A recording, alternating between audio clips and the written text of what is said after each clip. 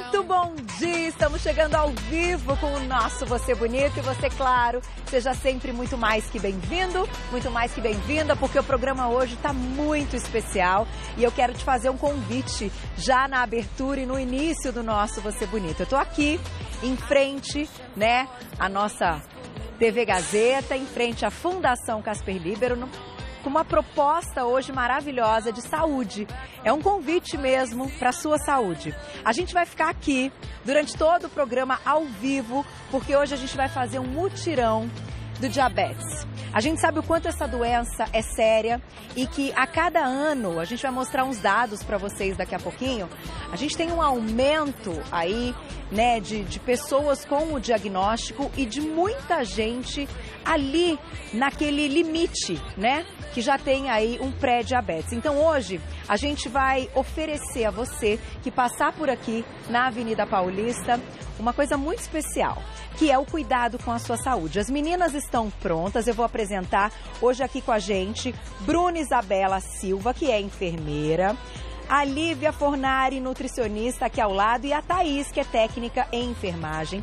A gente vai aferir pressão, vamos fazer aquele examezinho que já a gente vai explicar para ver a glicemia, né? Então, venha até aqui que durante todo o tempo do Você Bonito, então nessas 2 horas que a gente vai estar ao vivo com o programa, as meninas estarão aqui. Bem-vindas, obrigada, né, com essa ação tão importante. E a gente tem 2 convidados também que hoje vão bater um papo com a gente para a gente falar da doença. Olha, mais uma vez, a endocrinologista, a doutora Rosália Padovani. Bem-vinda. Bem-vinda, Carol. Tudo bem? Tudo bem, e você? Prazer, obrigada por estar aqui com essa missão tão importante, né? Obrigada a vocês, é um prazer para mim também estar aqui hoje com vocês durante essa manhã. E também, gente, a gente vai bater um papo a respeito das complicações do diabetes com o cardiologista, Dr. Rodrigo Esper. Bem-vindo. Querido, muito obrigado. Tudo bem? Tudo bem. É um prazer estar aqui para dividir um pouco o nosso conhecimento com os seus telespectadores. É isso aí. Eu vou só pedir para ficar no meio, para eu poder passar o microfone aqui para os dois ladinhos. Vocês viram, né, gente? A gente está numa tenda, tá? Então é uma tenda branca, quase em frente à escadaria, tá? Aqui do prédio, até para localizar na Avenida Paulista, Paulista 900, tá? Então você que está assistindo a gente, que tem aí essa disponibilidade, venha. E claro, que quem está passando por aqui também será muito bem-vindo. Eu vou começar, então, na verdade, até para que a gente introduza a respeito da doença, doutora. A gente sabe que os números têm aumentado. Vamos entender, então, e falar dos tipos de diabetes, até para a gente conseguir encaixar o público que a gente pode ajudar. Porque diabetes tipo 1 é aquela já estabelecida em alguns momentos, enfim, que a gente descobre às vezes na infância, e que a parte genética conta muito. Nesse caso, acaba sendo mais difícil, né? Exatamente, Carol. Então, vamos lá. A diabetes ela é uma doença que vem aumentando significativamente no nosso meio. Então, só para vocês terem uma ideia, hoje em dia nós temos em torno de 10 milhões de diabéticos no Brasil. E por incrível que pareça, assim, mais ou menos 50% desses pacientes ainda não têm o diagnóstico. O diabetes, ele é dividido em 2 tipos principais. O tipo 1, conforme a Cara falou, esse tipo 1, ele acomete mais crianças e adolescentes. Ele é um diabetes normalmente que é dependente de insulina, porque existe uma deficiência de insulina que é secretada pelo pâncreas. Então, o pâncreas não consegue secretar insulina. O diabético tipo 2 normalmente acontece numa fase mais tardia, após os 30 anos, e ele está relacionado com o ganho de peso, com a alimentação. É óbvio que tem que ter uma predisposição genética, mas também tem o componente ambiental, a alimentação, o estilo de vida. Quando você diz uma predisposição genética, a gente está falando de que outras coisas que podem envolver aí esse paciente? Por exemplo, outras questões, ovário policístico, coisas do tipo também podem levar ao diabetes? Sim, esse paciente, normalmente esses pacientes, eles têm obesidade, hipertensão, ovário policístico, conforme você falou também, normalmente é comum os pacientes obesos, né, que tem ovário policístico, mulher. Então, todas essas características têm que ser avaliadas e esses são os pacientes considerados com maior risco para ter a doença, que é o diabético tipo 2. Agora, a gente explicou um pouquinho a respeito da doença, mas vale lembrar também que as complicações é que são, a gente pode colocar como como a parte principal após o diagnóstico. Então, eu vou conversar com você, doutor. Quando a gente fala dessas complicações, então uma pessoa que já tem o diabetes ou que está ali naquele limite já considerado um pré-diabético, quais são aí os prejuízos para a saúde? Carol, na realidade, assim, todo paciente diabético ele é considerado de alto risco para doenças cardiovasculares, né? E a via final dessa doença cardiovascular é o infarto e o derrame. 50% dos diabéticos, eles morrem disso. Então, você saber fazer a prevenção e o diagnóstico precoce dessas doenças é muito importante no paciente diabético. Então, por isso que é importante sensibilizar a população a respeito disso. Quando a gente fala, inclusive, de pacientes diabéticos, é muito comum, e a gente já ouviu no programa algumas vezes, que a maioria deles já saem do consultório do cardiologista com um remédio para colesterol. Como é que é essa questão do diabetes, do colesterol? Como que você enxerga isso? Embora eu acho que os pacientes que conseguem mudar a alimentação e os hábitos, às vezes, conseguem se livrar do remédio, né, doutor? Na realidade, a dislipidemia, o colesterol alto do diabetes, né? A gente tem que ter um controle bastante rigoroso. Talvez por isso o limiar de introdução de medicamentos ele é mais baixo, porque as metas terapêuticas elas são mais rígidas no paciente diabético. Então, isso faz parte. Obviamente que não é só o remédio. A mudança de hábitos alimentares, atividade física, a mudança de estilo de vida ela é fundamental para o controle tanto do diabetes quanto do colesterol alto. Mas muitas vezes você tem que associar algum medicamento para atingir a meta adequada do colesterol para o paciente. É por conta disso. Às vezes no início aí dessa mudança, né? Doutora, deixa eu te perguntar. Para o paciente que não está diabético, né? Que ele está ali já notando que a glicemia aumentou. Como é que a gente sabe ali qual é a referência, um número de referência, então, que a gente pode colocar até qual, num exame aí de glicemia, seria normal? Bom, o diagnóstico de diabetes ele deve ser feito com uma glicemia de jejum alterada acima de 126. Tá. Então, de 100 a 126, a gente pode considerar um pré-diabetes, né, um aumento de risco para desenvolvimento da doença, e acima de 126 já o diagnóstico de diabetes. É importante lembrar que sempre esse exame deve ser repetido. O ideal é que o paciente tenha pelo menos 2 exames acima de 126 para confirmar o diabetes. Além disso, pode ser feito através do que a gente chama de curva glicêmica. É um exame feito no laboratório, onde o paciente tem que tomar um xarope de açúcar, é um xarope bem doce, contém 75 gramas de glicose. Então ele faz uma glicemia antes de receber esse xarope e 2 horas após. E se esse resultado vier essa glicemia 2 horas após vier acima de 140, então é fechado o diagnóstico de diabetes. Além disso, uma glicemia ocasional acima de 200 também pode fazer esse diagnóstico. Agora, hoje a gente vai proporcionar aí, vamos mostrar que já está fazendo a fila aqui. Bem-vindos! Venham, tá? Bem-vindos. A gente já vai rolar aqui, né? A gente já está com uma primeira paciente. Bem-vinda lá.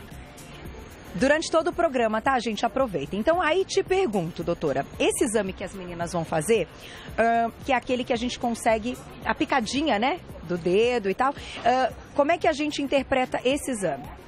O ideal, conforme eu falei, Carol, é que o diagnóstico seja feito no laboratório através da glicemia, que é o exame que é dosado ao açúcar no sangue.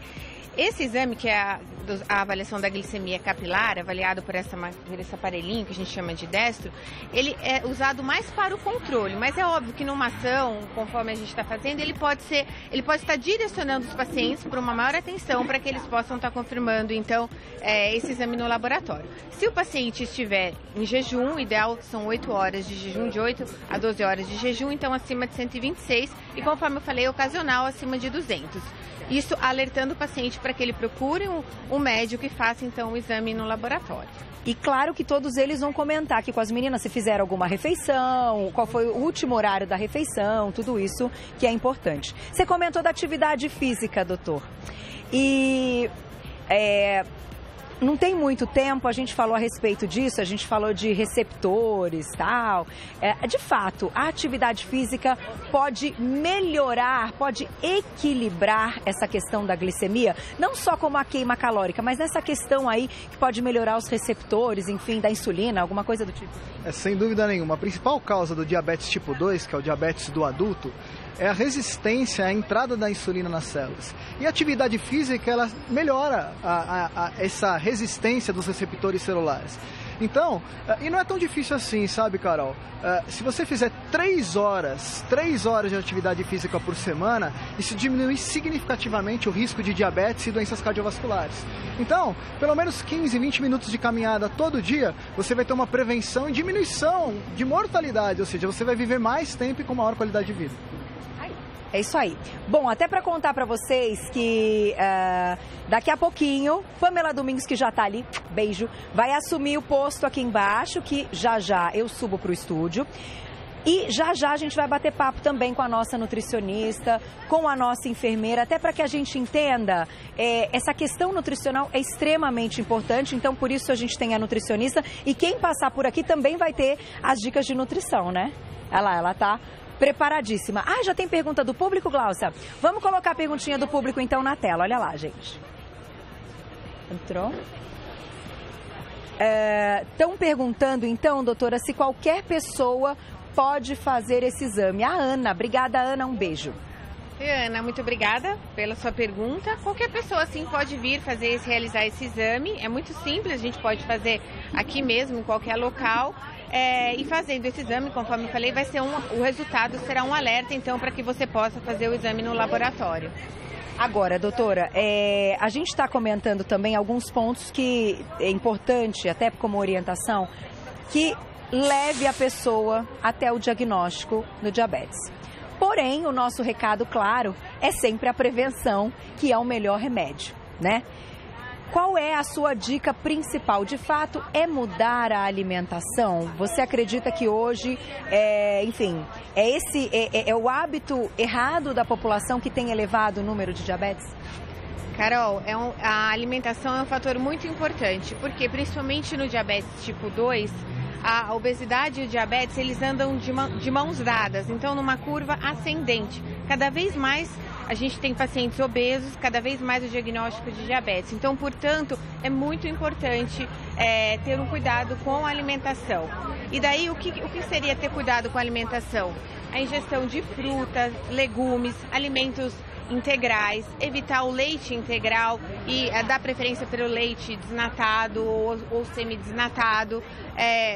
E a atividade física, que é outro fator muito importante. Então, acho que a associação, tanto da alimentação quanto da atividade física, conforme nosso colega falou, 3 vezes por semana não é muito. Então, 150 minutos por semana, 50 minutos, 3 vezes por semana, não é muito e pode ajudar com que você tenha uma doença, uma complicação e evitar até uma morte. Qualquer atividade física, todas elas vão ser importantes nesse momento? O que a gente recomenda é que o paciente faça o exercício aeróbico e uma atividade de resistência, uma atividade de resistência. Então, associando o aeróbico, que vai levar ao gasto de energia e até ajudar na perda de peso, e um exercício de resistência para aumentar a massa muscular, porque o músculo vai aumentar o metabolismo e também vai facilitar a perda de peso. Tá aí, gente, e as pessoas estão animadas, bem-vindos, para quem chegou agora também, a fila tá aumentando, obrigada, viu? Muito prazer, obrigada pelo carinho ter vocês aqui, a gente tá ao vivo, continuaremos ao vivo até as 2 da tarde, até a 1h30 da tarde com o nosso Você Bonita, e isso aqui vai rolar e eu tenho certeza que essa fila vai aumentar mais, daqui a pouquinho a Pamela vai mostrar pra gente, conversando com as outras profissionais, então agora nós vamos fazer o seguinte... A gente falou da doença, debateu, até porque isso é muito importante, que o público tenha noção dos dados. A gente fala, aumentou um número, cresceu. Vamos entender bem o que é isso, olha lá. Dados da Organização Mundial de Saúde apontam que 16 milhões de brasileiros sofrem de diabetes. Ainda de acordo com o estudo, a taxa de incidência da doença cresceu 61,8% nos últimos 10 anos. O Rio de Janeiro aparece como a capital brasileira com maior prevalência de diagnóstico médico da doença, com 10,4 casos a cada 100 mil habitantes. O diabetes é uma epidemia global e o Brasil ocupa o 4º lugar no ranking dos países com maior número de casos, atrás da China, Índia e Estados Unidos. Vários fatores desempenham papel importante para este crescimento em países em desenvolvimento: obesidade, sedentarismo e alimentação inadequada. Um levantamento revela que no Brasil, o indicador de diabetes aumenta com a idade e é quase 3 vezes maior entre os que têm menor escolaridade. Nas pessoas com idade entre 18 e 24 anos, por exemplo, o índice é de 0,9%. Já entre os brasileiros de 35 a 44 anos, o índice é de 5,2%. E entre os com idade de 55 a 64 anos, o número chega a 19,6%. O maior registro, entretanto, é na população com 65 anos ou mais, que apresenta índice de 27,2%. Se continuarmos nesse ritmo, a tendência não é nada animadora. Em 2040, a estimativa é que 642 milhões de pessoas ao redor do planeta estejam com diabetes. Analisando esses dados, é fácil chegar à conclusão que um melhor sistema de prevenção resultaria num menor impacto para as pessoas. Então, a gente está aqui, deixa eu retomar nosso mutirão do diabetes. Já estão comigo, mais uma vez aqui em cima, a doutora Rosália Padovani, que é endocrinologista, e o doutor Rodrigo Esper, que é cardiologista. Bem-vindos mais uma vez. Eu vou sentar aqui do lado de vocês. É assim, as pessoas, vocês viram, né? Vocês estavam notando ali junto comigo. Estão se interessando pelos cuidados com a saúde, não estão? Embora a gente mostrou aí o aumento do problema e do diabetes, qual é a opinião de vocês nessa questão? Porque as pessoas estão procurando ajuda, né? Quando a gente vê aquela fila crescendo, a gente nota que as pessoas estão atentas a isso. Porque muitas vezes podia passar reto e falar, eu não vou parar aqui não. Não é? O que você acha, doutora? Eu acho que felizmente realmente é isso que está acontecendo. Eu acho que cabe a nós, os profissionais da saúde, a mídia, o governo, as ações públicas para orientar a população, porque eu acho que desde que a população esteja bem orientada, as pessoas vão atrás, vão procurar, porque é interessante para todo mundo, né, ficar bem e poder tomar medidas preventivas de determinadas doenças, como diabetes, por exemplo. E o que a gente falou, na segunda-feira a gente teve a pauta com o Dr. Roberto, eu comentei a respeito do gasto público que, né, o país gasta muito para cuidar depois da doença. Então, gente, a gente tem que pensar nisso também, né? É uma ação coletiva e social. Então, agora, vamos lá para Paulista, na nossa tenda desse mutirão do diabetes. Pamela Domingues está lá, cobrindo tudo e vai bater um papinho com as meninas aí embaixo. Bem-vinda! Olá, Carol! Olá para você que está assistindo o Você Bonita. É isso aí que você falou, viu? A nossa fila aqui neste mutirão de diabetes não para de crescer. Ainda dá tempo de você vir para cá. É muito importante fazer esse exame. Afinal, muitas pessoas têm diabetes e sequer sabem. Por isso, a importância deste controle. E é o seguinte, nós estamos na Avenida Paulista, em frente ao prédio da TV Gazeta. E eu vou te mostrar agora como esse exame é simples, é rápido e é indolor. O primeiro passo é conversar com a Bruna, a nossa enfermeira, que irá te receber assim que você chegar aqui. Tudo bom, Bruna? Tudo bem, bom dia. Bom dia. Qual é o primeiro passo deste exame, Bruna? O primeiro passo, você dá o seu nome para nós, a sua idade, aproximadamente a sua altura, que é utilizado para fazer o IMC com a nutricionista. Se você fuma, se não, aí a gente faz uma pesagem, que também é utilizado esse valor para fazer o IMC com a nutricionista, e eu faço a ferição de pressão. Diabetes é uma doença crônica e se você não tratar, pode acabar ocasionando a hipertensão, que é um dos parâmetros para a gente começar a definir, tá com diabetes. Depois disso, a gente faz o teste rápido de glicemia, que vai falar se está alta, se está baixa, dependendo se você acabou de almoçar, se você está em jejum. E depois uma avaliação rápida com o nutricionista, se vai dizer se sua altura está ideal para o seu peso, pela sua altura, se seu peso está ideal, se a glicemia está ideal ou não. E é isso. E aqui você também mede a circunferência abdominal, que é isso é fundamental, então, para detectar se há um acúmulo de gordura nessa região. Que o acúmulo de gordura na região abdominal é um dos sinais de diabetes, que a gente comprova a diabetes. Aí, pelo esse teste rápido, você procura uma UBS mais próxima da sua residência para estar fazendo esse controle, que é muito importante hoje em dia fazer esse controle. Caso o médico endocrinologista fale que está com a possível chance de ter diabetes, aí faz um teste laboratorial mais completo para poder diagnosticar de fato. Mostra pra gente como que é o equipamento utilizado para fazer o teste de glicemia. Posso ir aí pertinho de você para ver? Vou passar aqui o fio, peraí. Então este é o equipamento que você utiliza, é feito um pequeno furinho então no dedo, um furinho esse completamente indolor, né? É um furinho indolor, onde a gente usa esse aparelhinho juntamente com uma fitinha que nós conectamos aqui. Opa, desculpa. E o resultado sai na hora? Sai na hora. Com um furinho no dedo, nós colocamos o sangue nessa parte verde e ele dá em questão de segundos a glicemia do paciente, que é o sangue, o açúcar no sangue. Se eu já comi hoje, qual que é a glicemia ideal ou a limite para que eu não tenha nenhum problema? Tem um limite. Se você comeu, vai dar acima de 100, mas não muito acima. Acima de 200 já é uma glicemia muito alta. Tá certo. Bom, vou passar aqui agora para falar com a nossa nutricionista que está conosco hoje, que é a Lívia Fornari. Tudo bom, Lívia? Prazer. Tudo bem. Antes de começar o nosso papo, já quero colocar uma perguntinha do pessoal que está em casa e mandou para você. Vamos ver o que o pessoal quer saber. Daqui a pouquinho aparece então a nossa pergunta ali, ó. Quais frutas o diabético deve evitar?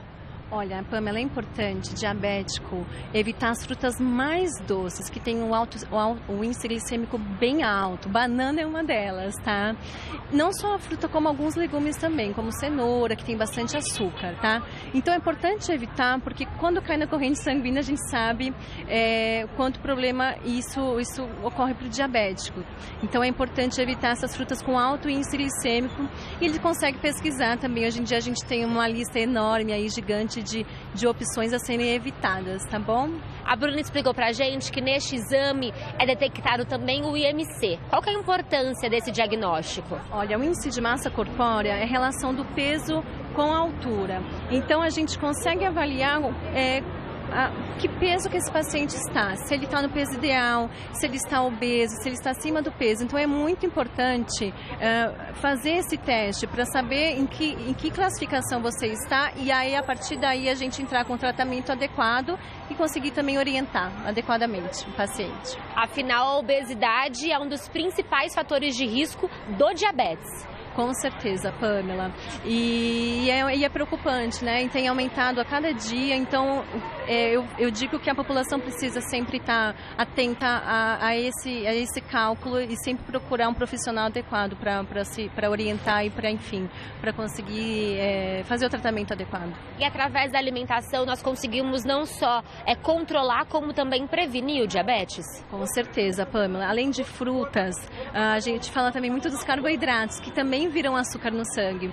Então, para aquele paciente que é diabético, a gente já pede para que ele evite o consumo e, quando consumir, preferir os integrais, porque eles já têm um índice glicêmico mais baixo e é ótimo para quem quer comer um pouquinho do carboidrato, dá para dar aquela fugidinha também, mas tudo também com muita cautela. E como que está o pessoal aqui do nosso multirão até agora? Quais resultados nós estamos obtendo por aqui? Olha, Pamela, estou até surpresa, que tá bem legal, viu? O pessoal até tá dentro aí dos padrões que a gente chama. São poucos que passaram aqui que tá um pouquinho alterado. E eu vejo essa conscientização hoje da população, que tem mudado bastante, e a gente consegue enxergar isso aferindo um teste simples aqui na hora. Que notícia maravilhosa! Então falta você você aqui conosco. Estamos aqui na Avenida Paulista, em frente ao prédio da TV Gazeta, até às 13h30. Dá tempo de você vir para cá. O teste ele é gratuito, ele é rápido e ele é indolor e é muito importante, não é, Carol? Obrigada, Pamela. Um beijo para você. Parabéns aí, meninas. Parabéns todos que estão aí na fila e que estão esperando realmente para passar pelo teste, que isso a gente sabe que a gente pode salvar muitas vidas, né? Mudar muitas histórias por aí. Então, se você está assistindo, vem, dá tempo, até 1h30. As meninas estão lá com o maior carinho hoje, né? Eu já fiz os meus agradecimentos aí e que bacana poder oferecer isso para o público. Doutora, chegou perguntinha para você já. Vamos colocar na tela? Olha lá, quem escreveu pra gente. Um beijo, Helena, obrigada. De quanto em quanto tempo devo fazer esse exame? Essa pergunta é muito, muito importante, né? Bom, vamos lá então. Muito obrigada pela pergunta. Realmente essa pergunta é muito importante. Quem deve fazer o exame para a investigação do diabetes? Então, todo paciente acima de 45 anos, tá. E os pacientes que têm menos de 45 anos, mas que têm outros fatores de risco. Certo. Que tem hipertensão, que tem obesidade, sobrepeso, então, que tem antecedente familiar de diabetes. Então, esses pacientes também devem fazer o exame. Qual exame? Uma glicemia. Tá.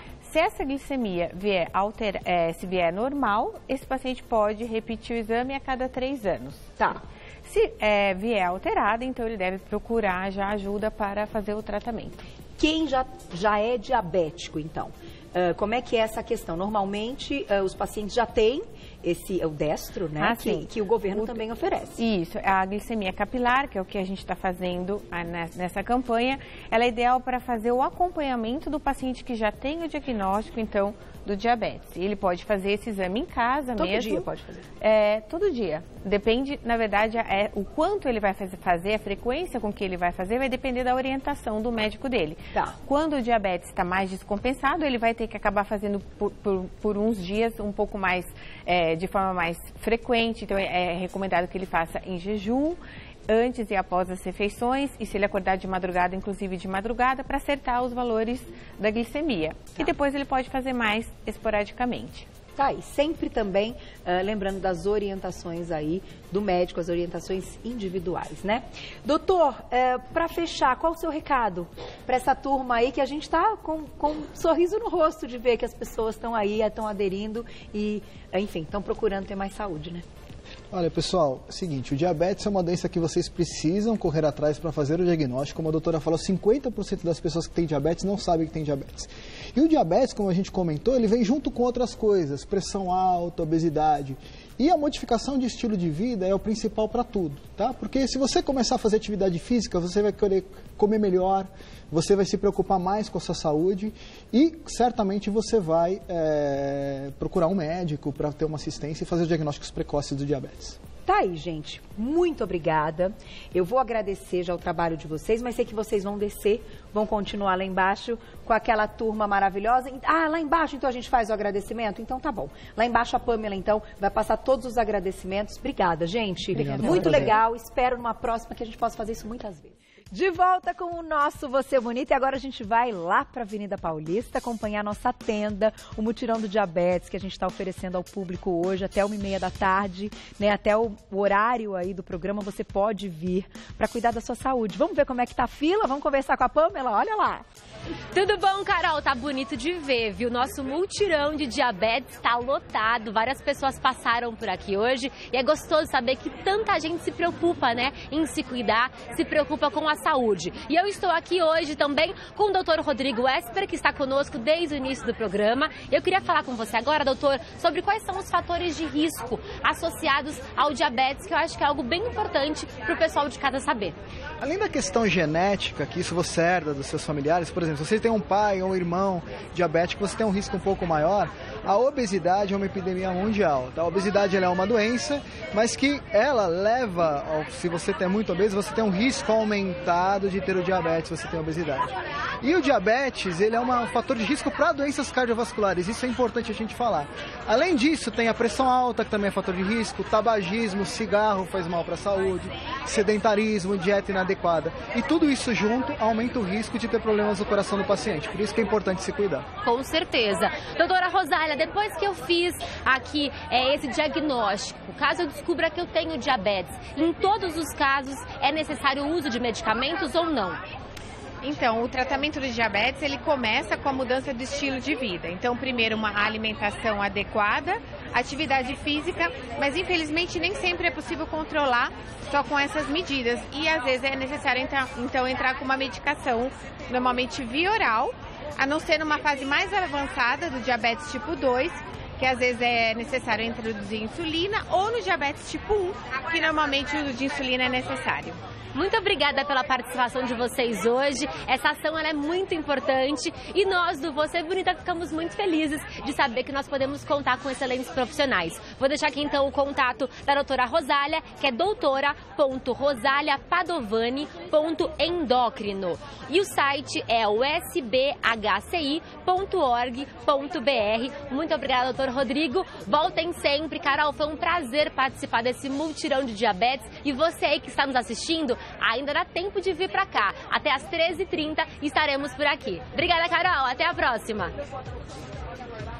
Tá aí, obrigada, Pamela, obrigada aí, tá cuidando de todo mundo, né? E eu acho que o melhor de tudo, eu fico muito feliz, por exemplo, quando eu vou no parque e vejo que o parque tá cheio, que as pessoas estão fazendo atividade física, né? Que você vai, de repente, num lugar, num restaurante, num buffet, num restaurante por quilo, e você olha pro prato das pessoas e vê que o prato já tá diferente do que a gente via antigamente. Isso, eu acho que o Você Bonita tem uma contribuição muito grande e o público do Você Bonita sabe disso. Então, assim, foi muito legal a experiência do mutirão. Faremos mais vezes com outros temas e sempre priorizando ajuda a você que nos assiste, que confia nas nossas informações e que a gente faz com todo carinho, viu? Então, até 13h, vem, que eu tenho certeza que você vai se sentir muito bem depois dessa decisão, né? Para ter ou a consciência tranquila ou o alerta. Preciso mudar alguns hábitos. Às vezes a gente precisa ouvir algumas coisas que não é legal, mas que vai ser fundamental para o seu tratamento, para a sua qualidade de vida. Vem que a gente está adorando tudo isso. Mas agora...